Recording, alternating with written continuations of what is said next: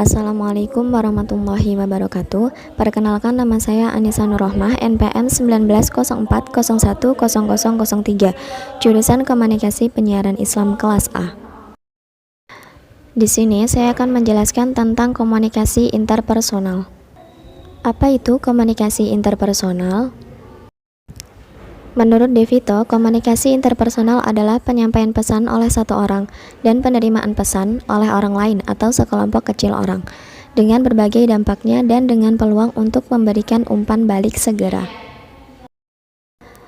Menurut Effendi, pada hakikatnya komunikasi interpersonal adalah komunikasi antar komunikator dengan komunikan. Komunikasi jenis ini dianggap paling efektif dalam upaya mengubah sikap, pendapat, atau perilaku seseorang karena sifatnya yang dialogis berupa percakapan. Jadi, dapat disimpulkan, komunikasi interpersonal adalah komunikasi yang terjadi antara komunikator dengan komunikan, berupa percakapan dan di dalamnya terdapat informasi yang ingin disampaikan, sehingga komunikasi dapat berjalan dengan lancar dan juga mendapatkan umpan balik dari proses komunikasi tersebut. Terdapat 5 ciri-ciri komunikasi interpersonal, yaitu yang pertama, spontan dan tanpa tujuan. Komunikasi interpersonal biasanya terjadi secara spontan dan tanpa tujuan terlebih dahulu, yaitu biasanya komunikasi interpersonal terjadi secara kebetulan atau tanpa rencana, sehingga pembicaraan terjadi secara spontan. Yang kedua yaitu adanya akibat yang terencana maupun tidak terencana. Komunikasi interpersonal biasanya mempunyai akibat yang direncanakan maupun tidak terencana. Yang ketiga yaitu adanya timbal balik. Komunikasi interpersonal biasanya berlangsung berbalasan. Salah satu ciri khas komunikasi interpersonal adalah adanya timbal balik bergantian dalam saling memberi maupun menerima informasi antara komunikator dan komunikan secara bergantian, sehingga tercipta suasana yang dialogis. Yang keempat yaitu adanya keakraban. Komunikasi interpersonal biasanya dalam suasana kedekatan atau cenderung menghendaki keakraban. Untuk mengarah kepada suasana kedekatan atau keakraban, tentunya kedua belah pihak yaitu komunikator dan komunikan harus berani membuka hati dan siap menerima keterus-terangan pihak lain. Yang kelima yaitu pendekatan psikologis.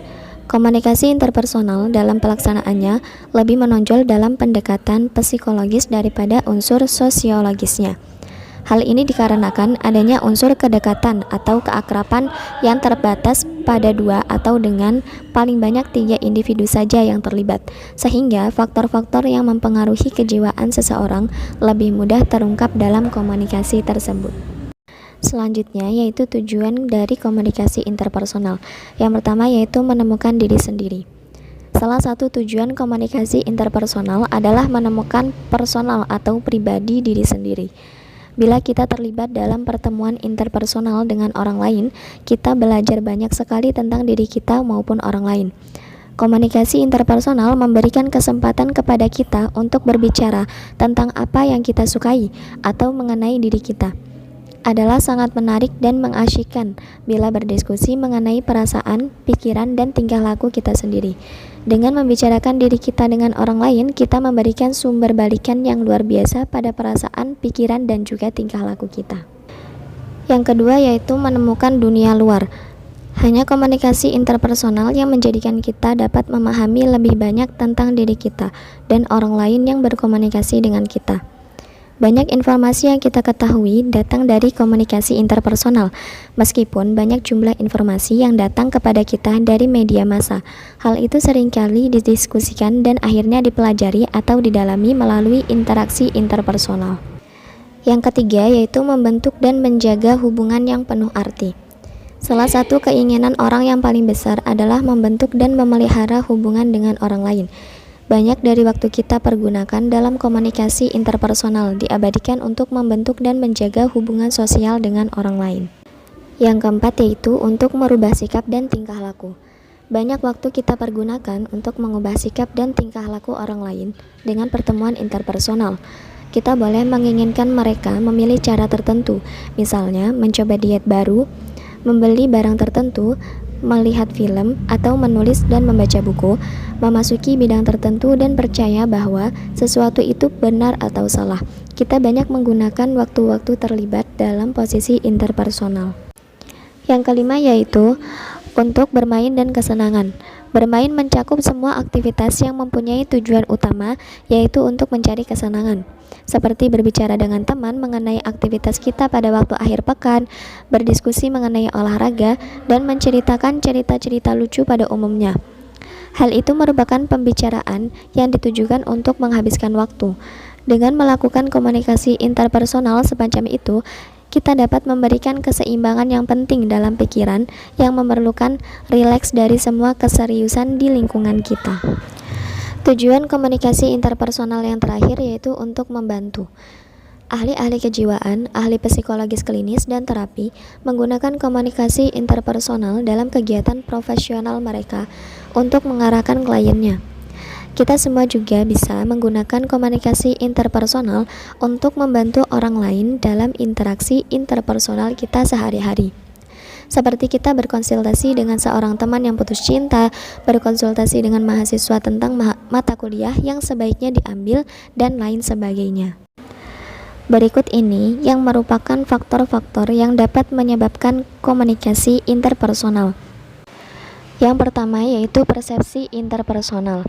Persepsi interpersonal ini berupa pengalaman tentang peristiwa atau hubungan yang diperoleh dengan menyimpulkan informasi dan menafsirkan pesan untuk membedakan bahwa manusia bukan benda tapi sebagai objek persepsi.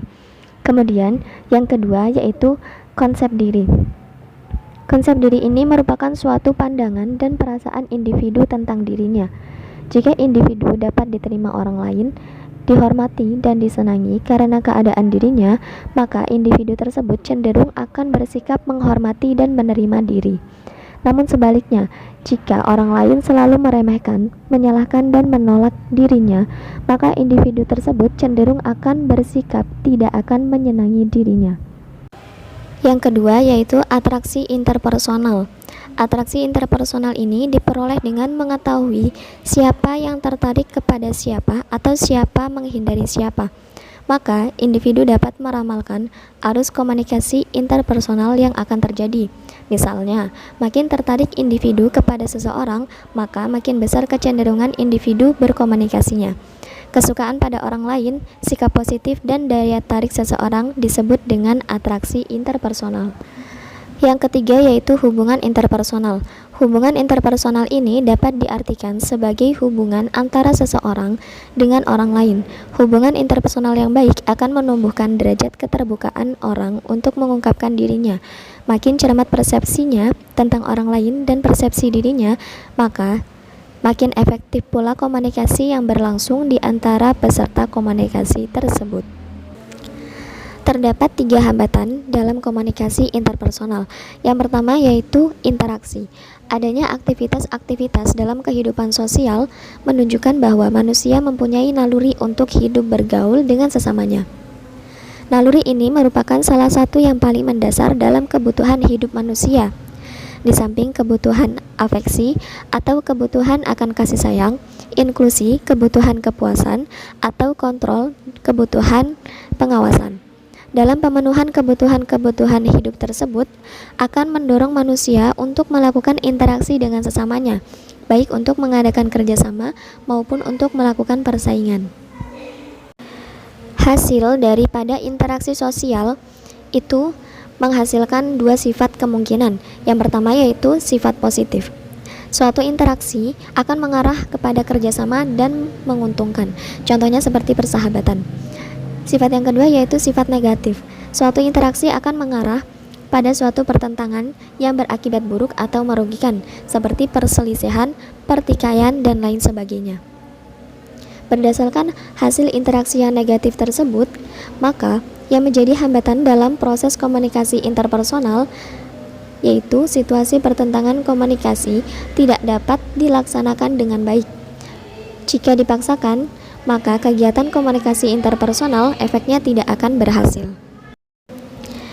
Hambatan yang kedua yaitu kultur. Istilah kultur merupakan penyebutan terhadap istilah budaya. Dalam ilmu pengetahuan, kata budaya merupakan terjemahan dari kata kultur. Bagaimana kedudukan kultur atau budaya dalam proses kegiatan komunikasi interpersonal? Para ahli baru meninjau hanya mengenai hambatan budaya dalam proses komunikasi interpersonal, terutama pada kegiatan komunikasi interpersonal lintas budaya. Yaitu yang pertama, menyampaikan pesan pada orang yang berlainan kultur akan mengundang perbedaan persepsi terhadap isi pesan sehingga efek yang diharapkan akan sukar timbul. Yang kedua yaitu menyampaikan pesan verbal pada orang yang berlainan kultur tentu saja akan banyak perbedaan dalam bahasa, sehingga dalam proses kegiatan komunikasi interpersonal tersebut, selain hambatan dalam bahasa juga terdapat hambatan semantik atau perbedaan peristilahan dalam masing-masing bahasa. Yang ketiga yaitu menyampaikan pesan verbal pada orang yang berlainan kultur disertai penekanan pesan dengan pesan nonverbal mungkin akan mengundang penafsiran berbeda hingga tujuan penyampaian pesan tidak akan tersampaikan. Yang keempat yaitu menyampaikan pesan pada orang yang berlainan kultur jika bertentangan dengan adat kebiasaan norma-normanya, maka akan terjadi penolakan komunikasi interpersonal. Hambatan komunikasi interpersonal yang terakhir yaitu experience atau pengalaman, yang merupakan sejumlah memori yang dimiliki individu sepanjang perjalanan hidupnya. Pengalaman masing-masing individu akan berbeda-beda dan tidak akan sama persis. Bahkan pasangan anak kembar pun yang dibesarkan sama-sama dalam lingkungan keluarga yang sama, pengalamannya pun tidak akan persis sama, bahkan mungkin akan berbeda. Perbedaan pengalaman antara individu ini bermula dari perbedaan persepsi masing-masing tentang suatu hal. Perbedaan persepsi tersebut banyak disebabkan karena perbedaan kemampuan kognitif antara individu, termasuk anak kembar tersebut. Sedangkan bagi individu yang saling berbeda budaya, tentu saja perbedaan persepsi tersebut karena perbedaan budaya. Perbedaan persepsi tersebut kemudian ditambah dengan perbedaan kemampuan penyimpanan hal yang dipersepsikan tadi dalam penyimpanan otak masing-masing individu tersebut, yang menjadi long term memorinya. Setelah itu, perbedaan akan berlanjut dalam hal perbedaan kemampuan mereka memanggil memori mereka jika diperlukan. Perbedaan pengalaman tentu saja menjadi hambatan dalam komunikasi interpersonal, karena seperti yang telah dibahas di awal tadi, bahwa terjadinya heteropilius karena salah satunya diakibatkan perbedaan pengalaman, sehingga jika terjadi heteropilius, maka proses komunikasi interpersonal tidak akan berjalan dan tujuan penyampaian pesan pun tidak akan tercapai.